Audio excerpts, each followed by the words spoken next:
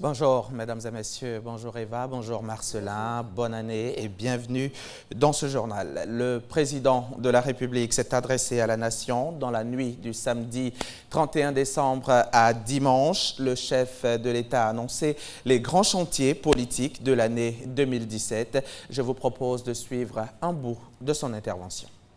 Lors de mon élection en 2010, je m'étais engagé à doter notre pays d'une nouvelle constitution, celle de la Troisième République. Mon objectif était de doter notre pays d'une loi fondamentale moderne, débarrassée de tous les éléments confligènes et résolument tournée vers l'avenir. Dans cette perspective, j'ai rencontré les différentes couches de la société ivoirienne, que ce soit nos rois et chefs traditionnels, nos guides religieux, les femmes, les jeunes, les partis politiques ou encore la société civile, afin de recueillir leurs avis et leurs propositions. Vous avez plébiscité cette réforme constitutionnelle avec 93,42% des suffrages exprimés en faveur du oui. Vous vous êtes clairement prononcé en faveur de la modernisation, de la paix et de la cohésion sociale. Je voudrais à nouveau vous adresser mes sincères remerciements et vous exprimer toute ma fierté pour votre soutien ainsi que votre sens élevé de civisme tout au long de la campagne référendaire. Je voudrais également rendre hommage à mon aîné, le président Henri Konan Bédié, pour son soutien constant, particulièrement lors de l'élaboration de la nouvelle Constitution. La Troisième République est une république moderne qui affirme l'attachement de notre nation aux droits humains et aux libertés fondamentales. Elle assure un équilibre entre les hommes et les femmes. Elle incite les Ivoiriennes et les Ivoiriens à travailler ensemble pour l'édification harmonieuse de notre pays. En conséquence, elle consolide la démocratie et la cohésion sociale et contribue au renforcement de nos institutions. C'est dans ce contexte que la Côte d'Ivoire vient de démontrer, une nouvelle fois, sa maturité démocratique en organisant dans la paix les premières élections législatives de la Troisième République. Ces élections, qui ont enregistré de nombreuses candidatures, se sont déroulées dans une atmosphère sereine et dans une totale transparence, démontrant ainsi la vitalité de notre démocratie. Je voudrais adresser mes vives félicitations à l'ensemble des députés nouvellement élus, de quelque bord qu'ils soient, affiliés ou non à un parti politique. Tous sont des élus de la nation et je ne doute pas qu'ils sauront apporter leur contribution au développement de notre pays. Ces élections législatives parachèvent le cycle de réforme et de consolidation de nos institutions. Nous pouvons être fiers de l'évolution démocratique de notre pays. Pour ma part, je suis convaincu que ces évolutions institutionnelles renforcent la stabilité politique de notre pays et offrent un cadre propice à la poursuite de notre marche vers l'émergence.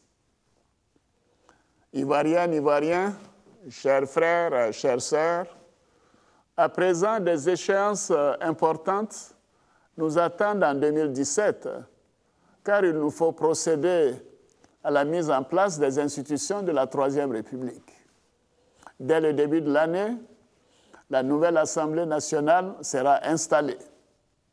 Par ailleurs, conformément à l'article 79 de la Constitution, je procéderai à la nomination du vice-président de la République. Enfin, nous procéderons à la mise en place du Sénat.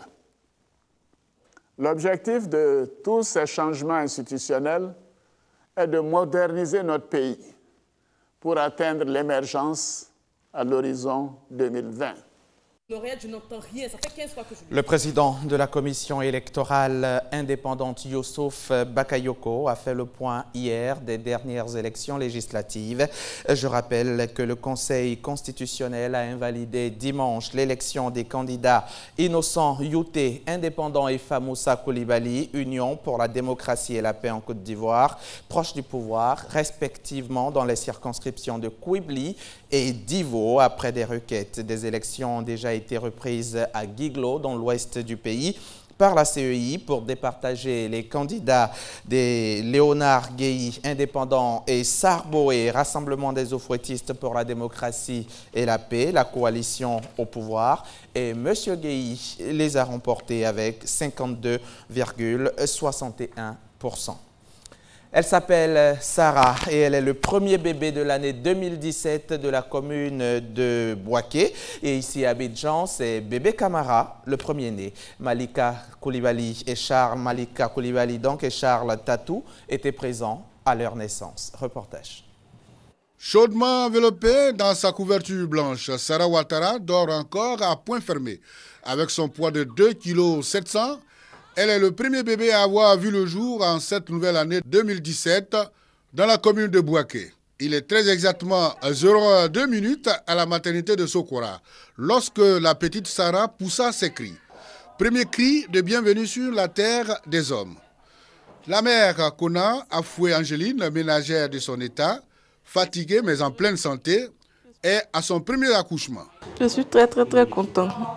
Dieu m'a aidé dans tout. Donc je remercie Dieu. C'est une équipe de sages-femmes courageuses et heureuses du travail abattu que nous quittions aux alentours de 1h du matin. Pendant que la Côte d'Ivoire accueillait la nouvelle année 2017 dans la Legresse, lui aussi il poussait ses premiers cris.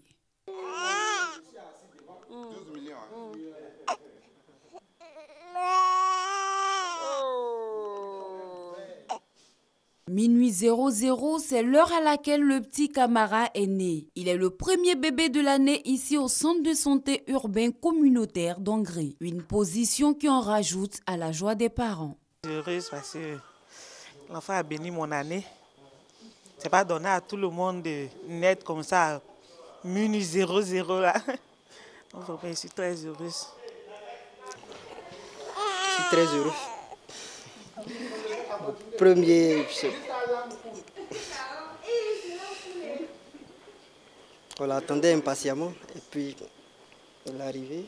L'aîné de la famille Camara est inscrit dans le livre des records. Premier fils de ses parents et premier bébé né en 2017 au CSU comme d'Angré.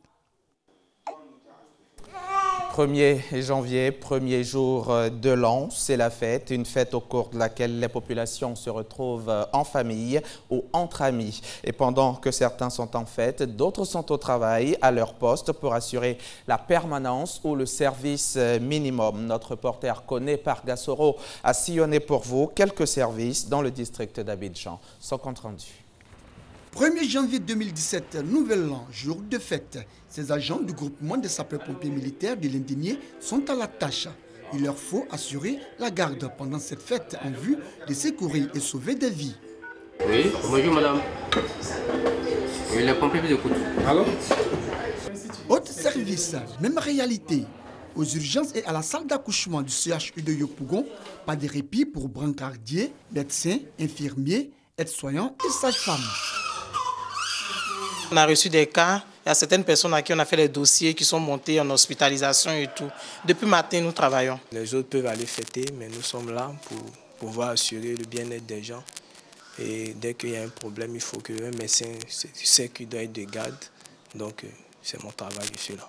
À Radio Côte d'Ivoire, il est 12h. C'est l'heure du journal. Rédacteur en chef, journaliste, reporter, technicien, tous sont présents. C'est un choix qu'on a fait, l'objet d'assumer jusqu'au bout. Donc on est là pour aider les agents à accomplir leurs tâches, il n'y a pas de problème. Tout comme à Radio Côte d'Ivoire, à la maison de la télévision à Cocody, le chef de permanence et son équipe ainsi que le monteur préparent le journal télévisé. À quelques pas de là, le commissaire du 8e arrondissement de Cocody, Oufoué Hyacinthe et ses hommes sont à leur poste. À preuve, ils enregistrent des plaintes de certains habitants de la commune. Selon les responsables des différents services visités, il est important d'être présent à son poste en ces jours de fête en vue de contenter les populations dans leur ensemble. Pendant le réveillon du Nouvel An, les Ivoiriens et les populations n'ont pas vécu la Saint-Sylvestre de la même manière. Certains ont préféré rester chez eux, faute certainement de moyens ou d'autres raisons. Par contre, d'autres ont préféré encore sortir, aller dans les lieux de réjouissance. Comment toutes ces personnes, toutes ces populations ont-elles vécu la Saint-Sylvestre, le réveillon de la Saint-Sylvestre? Élément de réponse avec Davis Oyo et Franck Quadio.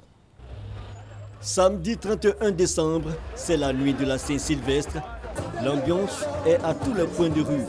Mais dans certains quartiers, c'est le calme des jours ordinaires. Aboubakari est resté chez lui. Pas de fête cette année. La raison, difficulté financière. On va sortir pour aller dans des bars, ça ne sert à rien.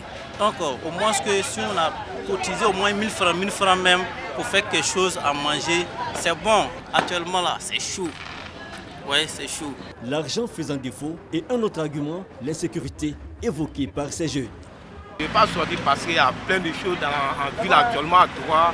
Je préfère rester ensemble ici. Il est 2 h du matin, à Yopougon rue Princesse. Difficile de se frayer un chemin, l'Estase s'est déportée en pleine chaussée. Ce n'est pas pour déplaire aux tenanciers de maquis, bars et discothèques, car tout est mis en œuvre pour recevoir la clientèle. La boîte est bondée de monde, les Abidjanais sont sortis. D'ailleurs, on refuse du monde.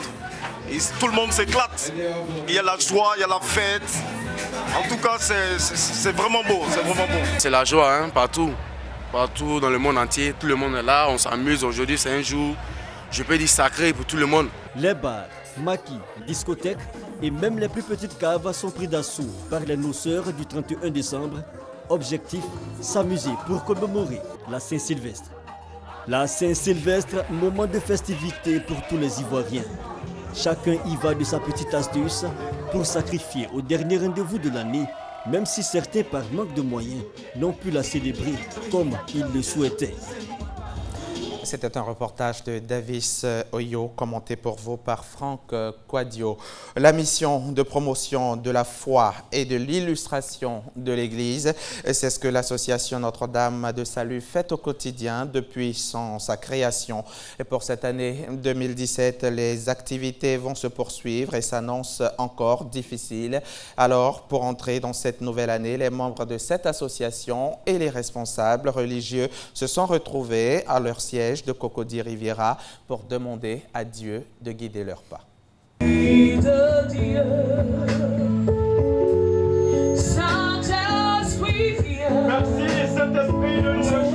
Ils ont salué l'entrée dans 2017 sur les accents de reconnaissance à Dieu.